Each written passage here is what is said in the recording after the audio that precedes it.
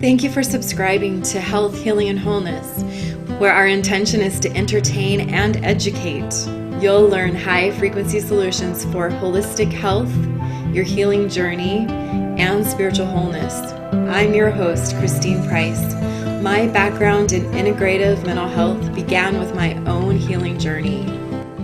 So, yay! Okay, so I'm going to try to do a decent introduction of Cari. Let me tell you kind of where I found Cari was through Leslie Householder's trainings. And there's two stories that Cari has shared, and I would love to record them, if not today, another time.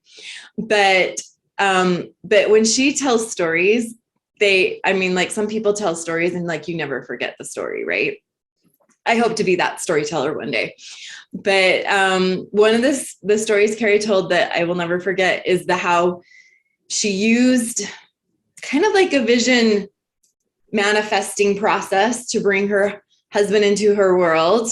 I believe Aquaman is related to that one. And I think this was before the movie Aquaman came out. I don't know, but anyway. It was the old Aquaman, Christine. Old Aquaman. Okay. So that's a fun one. But the other story was her complete change of perspective traveling. Is it Haiti or Honduras? Barbados.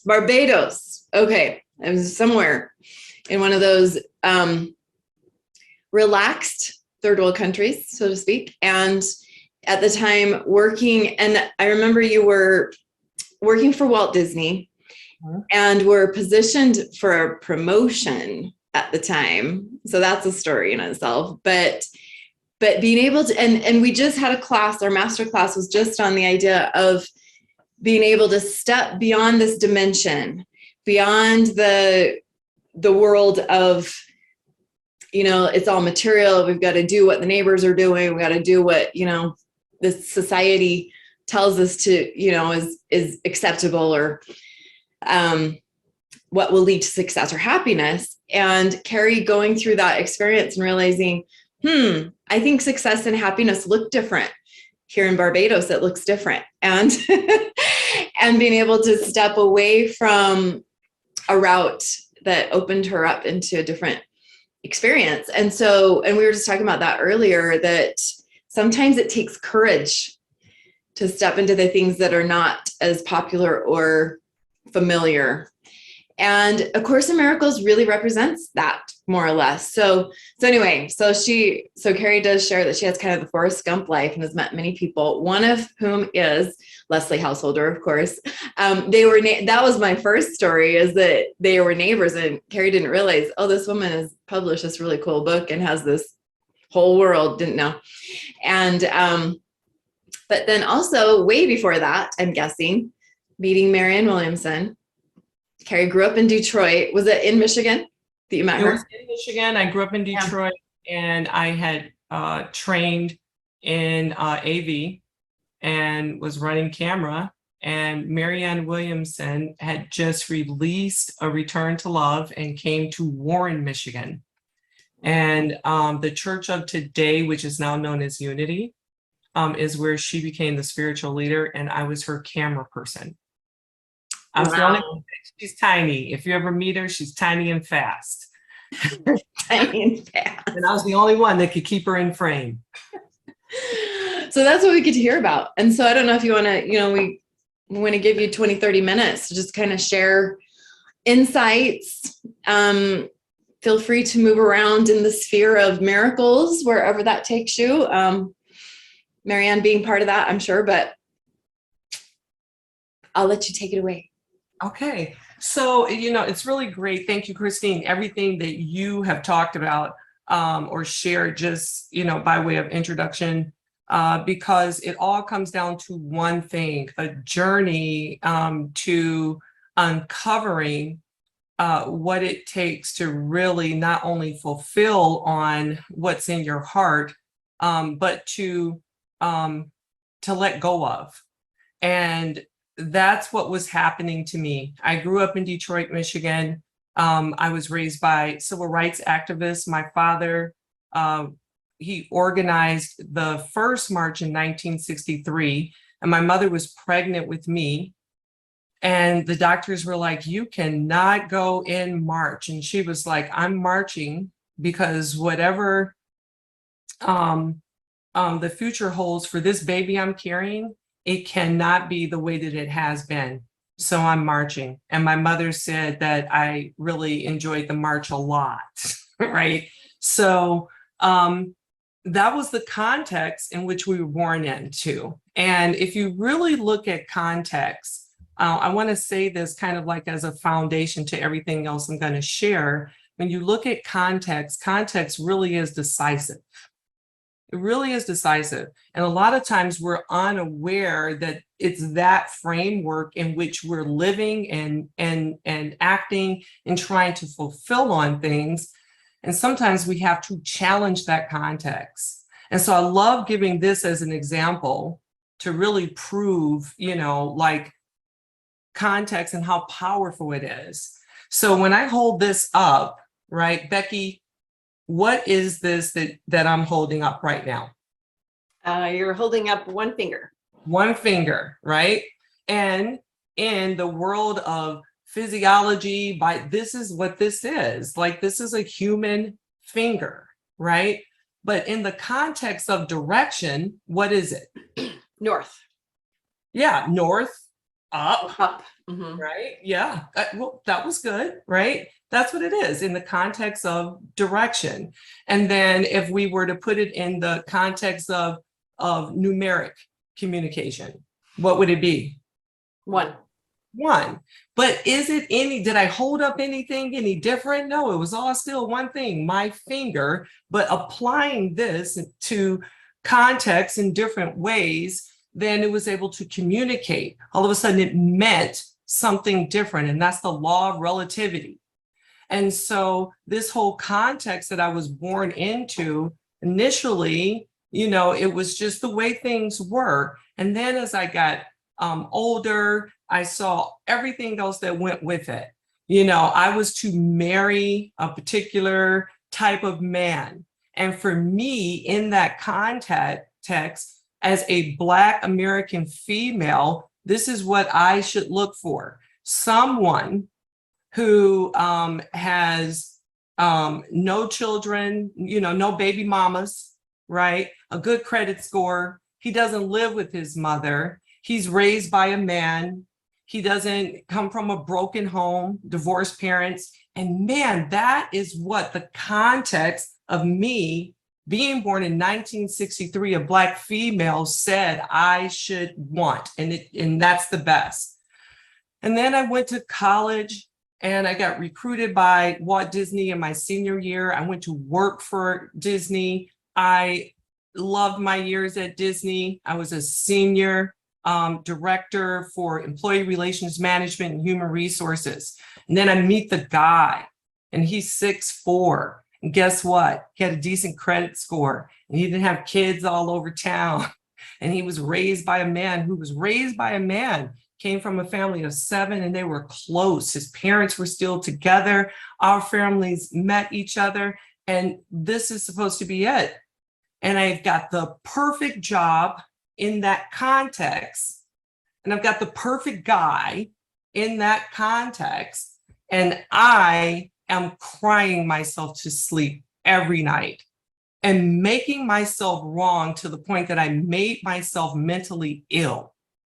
And I would sit across from my therapist who was trying to tell me that there were specific things that was giving me the upset. And he would always point to my church at that time, my religion. He would point to the marriage, and he would point to the job. And at that time in my life as a young woman, that was everything. It was like he was telling me my whole life was making me sick. And I traveled to Barbados with a good friend of mine, Elaine Astron. And Elaine grew up on Detroit's west side, just like I did. And Detroit is very interesting in the way that it is sectioned off. So because my mother is Egyptian, my grandmother, her mother, spoke Arabic and, the whole community. We wanted to be near an Arab speaking community. So where we lived on the west side, to the south of us was Arabs, and then north of us, Jews. Very Mediterranean, Detroit's west side. And it gave us all of the convenience of the grocery stores and everything else that we ate. Like, guys, one day we have to be together in person and I'll make you galaba. It's the best, right? And that was my life. And Elaine was someone I had known since high school. So we decided we're going to go to Barbados together, and I'm excited. And something profound happened. And this was before I met right before I met Marianne. Something profound really happened. And I'm sitting on a tour bus with Elaine, and I'm looking out the window, and I see this guy that walks by, and he looks a lot like my cousin John. And then I started to look at everyone that was there, walking by the tour bus, and they're in the town. And I turned to Elaine and I said, at the next stop, I'm getting off the bus and I'm done with the tour. And she was like, what do you mean? And I said, I don't want to sit on a bus looking out a window at people that look like me. I want to know them. I want to know more about them. I don't want to be here on the bus looking at them. So she said, and Elaine sounds a lot like Fran Dresser. I can still hear her say, don't do that. You're going to die. You're going to die. Don't get off the bus. You got to stay here with me. And oh my gosh, you're freaking me out. She just kept saying that. And at the next stop, I got off the bus like everybody else did to go in and buy souvenirs. Only I found a cab driver and his name was Tyrone. And I told him, I want to see the real Barbados. I don't want to be on a tour bus. And he said, are you sure? And I said, yeah. He said, the real Barbados? And I said, the real Barbados. And he said, okay, let's go. And I got in the cab. I looked back and Elaine was just looking mortified as the dust was coming up. And Tyrone took me to his mother's house. And her name was Alicia. And she came out and she greeted us when we walked up, and we went inside. And guys, it was amazing. She looked in the backyard and pulled in a yam like this big. And pretty soon, everybody heard that I was there. And they started to come and visit. And I remember this one guy named Paul, like the house, the only door was a curtain. And I remember Paul coming through, and he was as tall as the house, and he had these huge dreadlocks. And they kept telling me I looked like this girl named Anita. You look like Anita. You have to meet Anita. And we had dinner together, and finally they decided we were all going to convoy over, and they were going to show me some sights. And they showed me a church and the remnants of early colonization, and how proud they were that they had developed their own economy. And I walked around the back of the church, and I'm looking at headstones. I'm like, who are these people? And they said to me, these are members that have passed away. And this was the moment that things shifted forever. You guys all remember that moment, right? When everything shifted forever. When you started to realize that to really live, you were going to have to forget everything they told you. You have to let it all go. And that terrified me. I could hear my heart beating in my chest. And I asked the question, why do you guys live so much longer than us in the United States? And he looked at me and he said, you really want to know? And all of a sudden, everyone that was there with us knew something I didn't know. I could tell the way they were looking at me. And he said, we watch Americans come here all of the time, and you guys are infected with something. What are we infected with? And he said, you're infected with doing. He said, doing more than being. And you've lost your natural rhythm. And I said, what's my natural rhythm? He said, it's the rhythm of God. And he said, if you look out and you see yourself moving faster than the clouds, or you're moving beyond the wind and the way it's blowing the trees, he said, you're out of your natural rhythm. He said, it's the sound that's in the reggae, the rhythm of God. And I felt it the moment he said it. It was almost like I could hear my own inner drum that had been drowned out over the years from all of the programming, from church leaders and business leaders and my parents and my community and all of the Black stuff that I'm supposed to be and love and this and that. Forget the fact that my father is Irish. That doesn't matter. The color of my skin tells me I'm supposed to like this sound and this dance and this movement. I did not have a say in my own life and how it goes. Everything was already there waiting for me, a default life. And so I left that day and I picked up some reggae music and a Walkman. Remember those?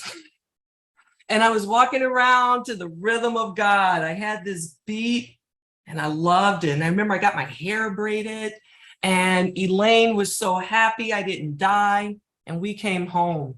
And that was the beginning of everything shifting because I yielded to it. When I went back to my office, you know, it's amazing today how acceptable having hair braids are for all women, all cultures in professional settings.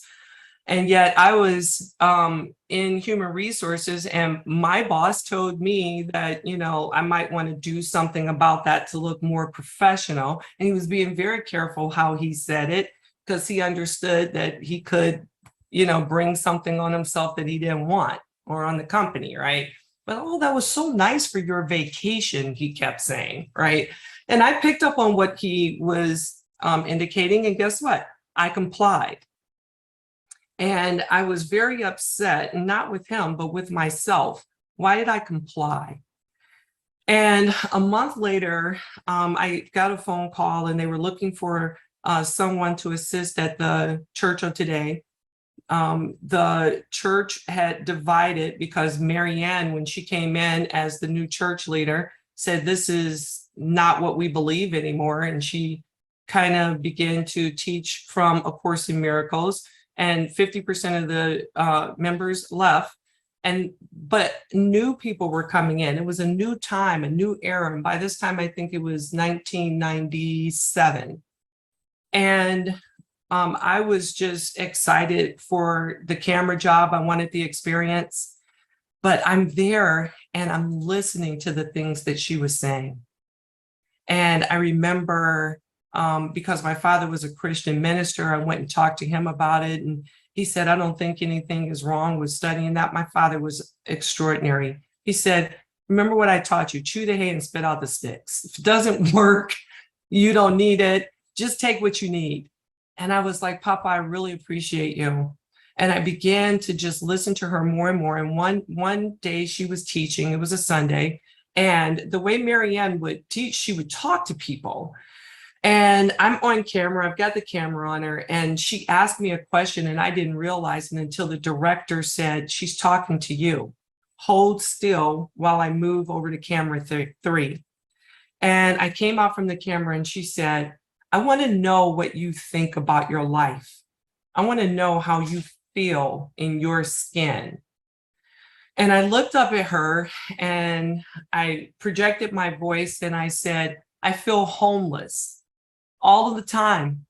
It doesn't matter where I go, what I do, I never feel like I'm at home. And she said, do you feel at home here? And I said, I don't know because I seem to be on guard all the time. And she said, what are you guarding? And I said, my heart. It can't take another crack in it. And she said, do you think the cracks are from you or were you born with those cracks? And I looked at her and I said, I was born with those cracks and they keep finding new ways to go deeper and deeper in this existence that I'm living. And I just remember everyone hugging me afterwards and saying it was a contribution to them when I didn't really understand what I myself had just said. I was only speaking from my heart. Fast forward from that day, nothing has ever been the same. You know, I was so hurt when Marianne left Michigan. She didn't leave because she wanted to. She left because she was ran out of town by the other church leaders there. They ganged up on her. They came after her. It was a horrible time because people were just waking up. I had just woken up. We were the early pioneers to a new awakening. And that's what I want to leave everybody with, to really embrace this time and this new world that we are pioneering, okay? And Gen Z is coming up in large numbers and behind us. We have to be willing to let go of everything that we've been told. I went back to my job and I resigned my position right before I was about to be the first Black female vice president in Disney's media division. I was doing well in that company and they loved me. And I went in pursuit of one thing. What is my self-expression in the world? Not what everybody else says, but what do I hear on the inside of me? I love the way Leslie Householder teaches that education comes from the Greek word etiko, to come from within. And within, I began to grow and evolve. And I came out of that space, and my inner drum began to beat louder and louder and louder. It is the seat that we all have an opportunity to sit in and to take in the rhythm of God. Mine beats every second and fourth. Boom, boom, boom, boom, boom, boom, boom, boom, boom, boom. And I hear it, it wakes me up in the morning, not an alarm clock. You want your inner drum to be the thing beating that wakes you up. Why? Because that rhythm is going to sync with somebody else's rhythm. When I declared that I was going to live the life of my dreams, that was 2013, and I created an extraordinary future in my soul to that rhythm. And when I met Mike Skrdla, he doesn't beat every second and fourth. His rhythm is every first and third, but together we don't miss a beat. And that's the opportunity that we all have to come outside of ourselves and to be with other people the way they are and the way that they're not, looking to see who's ready to sync up and play together. When I was in Argentina and when I was in France, I met a woman in each place that didn't speak English. Brigitte didn't speak it at all. And we found a way to communicate, and it was in that rhythm. Guys, the possibilities are endless for us to create a future inside of the frequencies that are a match for who we are, and begin to draw everything to us in terms of love and intimacy, family, friendship, connection, health, and wellness, and to live inside of an economy that's designed just for you. The world wants us to think that there's only one economy, and that's the one that belongs to your nation. But your economic value is not based on that. It's based on you finding your rhythm. That's what it's based on. And it's based on what you put in and what you harvest. It's based on what you say it's going to be. And you have a say in how your life goes. No one else can say how your life goes. And the last thing I want to leave you with was the biggest fear that I had to overcome to live the life that I live today. And that is that I was going to be in such a violation that there would be no crown for me on the other side of me dying. And this is a bold statement for me to make, but I had to make it.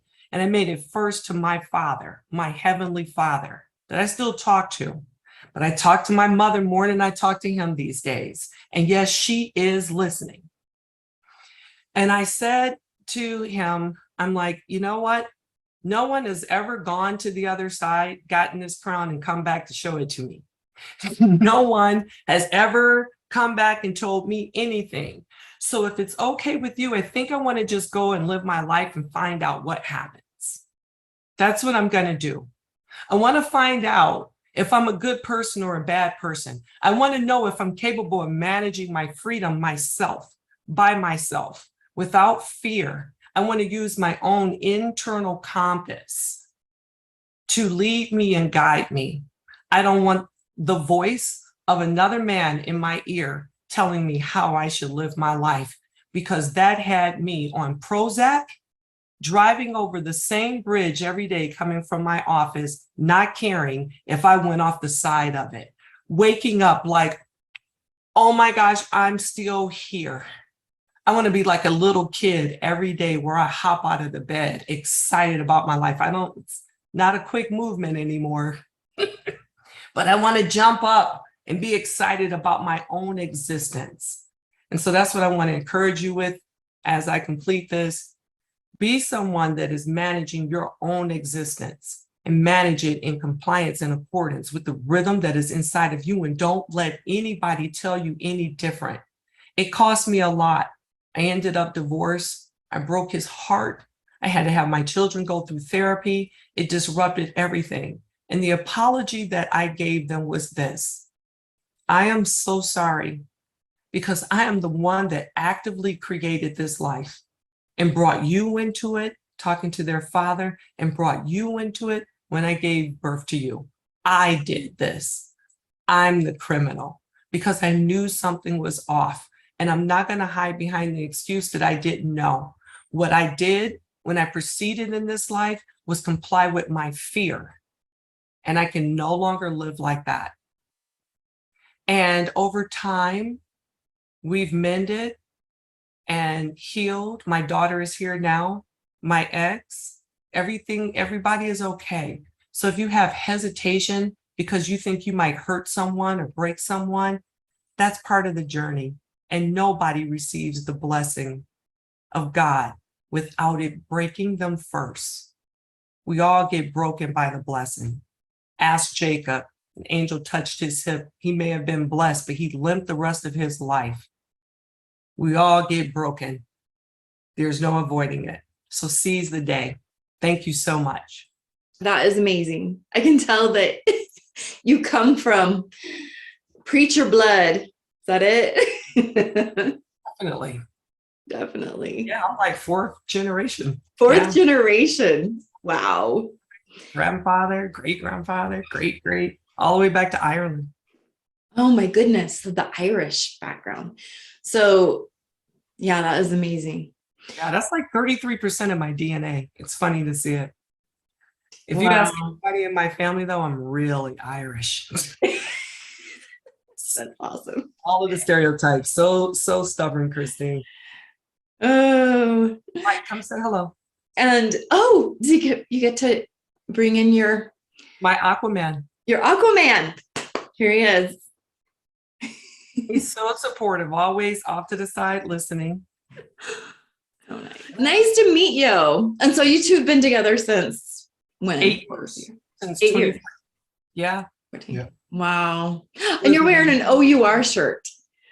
Yeah. So OUR is really, that's so fun. There's a segue.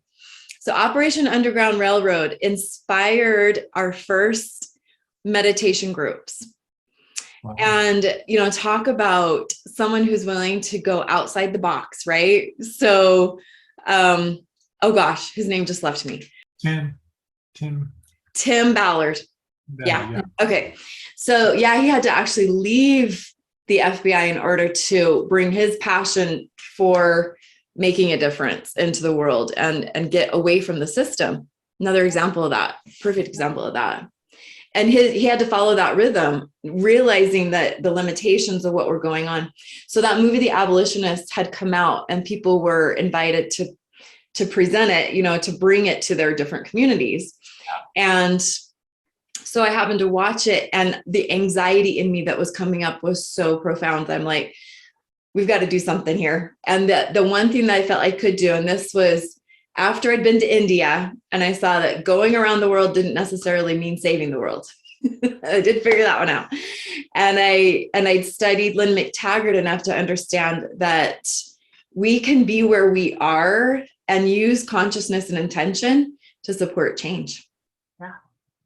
And so that was our first intention as a group, was to support what Operation Underground Railroad was doing. And so anyway, so that's awesome that you're wearing the shirt. Cool. Yeah. Good to meet you all. Good to meet you. Join Miracles and Meditation groups at www.amillionatone.com. For under $12 a month, you can be part of regular meditation practice in a live setting online. We also study A Course in Miracles and use intention to support miracles in your life. www.amillionatone.com, home for a million meditators with unity consciousness.